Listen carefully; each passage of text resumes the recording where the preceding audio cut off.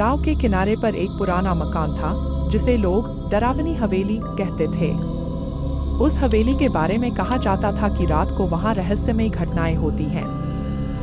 लोग दावा करते थे कि उन्होंने हवेली के अंदर अजीब आवाजें और छायाएं देखी थीं।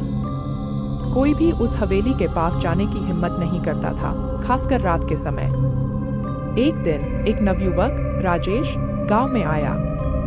उसे अलौकिक घटनाओं में दिलचस्पी थी और उसने हवेली के बारे में सुना था। उसने तय किया कि वह एक रात उस हवेली में बिताएगा और वहां की सच्चाई का पता लगाएगा। रात होते ही राजेश ने अपना टॉर्च, कैमरा और एक छोटा सा चाकू लिया और हवेली की ओर चल पड़ा। हवेली की ओर बढ़ते ही उसे एक अजीब सी ठंडक महसूस हुई। हवेली की खिड़कियां टूटी हुई थीं और दरवाजे से अजीब सी आवाजें आ रही थीं। राजेश ने दरवाजे को धक्का दिया और अंदर कदम रखा। अंदर का माहौल बेहद डरावना था।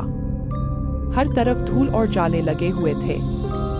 उसने अपने कैमरे को तैयार किया और टॉर्च की रोशनी में अन्वेषण शुरू किया।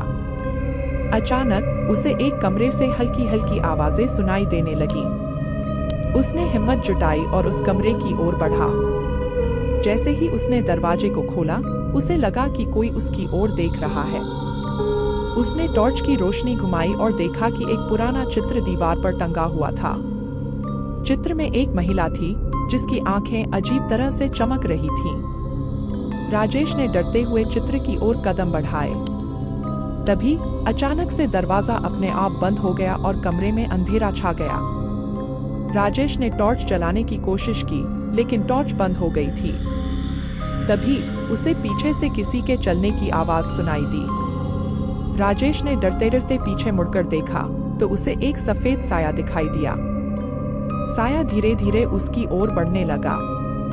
राजेश का दिल जोर से धड़कने लगा। उसने अपनी पूरी ताकत से दरवाजा खोलने की कोशिश की, लेकिन दरवाजा जाम हो चुका था। साया ने कड़क आवाज में कहा, तुम्हें यहाँ नहीं आना चाहिए था। राजेश ने डरते हुए पूछा, तुम कौन हो? साया ने जवाब दिया, मैं इस हवेली की आत्मा हूँ। यहाँ जो भी आता है उसे इसकी कीमत चुकानी पड़ती है। राजेश ने हिम्मत दिखाते हुए माफी मांगी और कहा, मैं यहाँ की सच्चाई जानने आया था। अब मैं यहाँ से चला जाऊंगा। साया ने कहा, जाओ और कभी वापस न आना। राजेश ने किसी तरह दरवाजा खोला और तेजी से हवेली से बाहर भागा। बाहर आकर उसने चैन की सांस ली और महसूस किया कि कुछ रहस्यों का उजागर न होना ही बेहतर है। राजेश ने गांव वालों को अपनी आप बीती सुनाई और उन्हें चेतावनी दी कि वे फिर कभी उस हवेली के पास न जाएं। अब हवेली का खौफ उसके दिल में हमेशा के लिए बस गया और उसने तय किया कि वह फिर कभी ऐसे भूतिया स्थानों की खोज में नहीं जाएगा।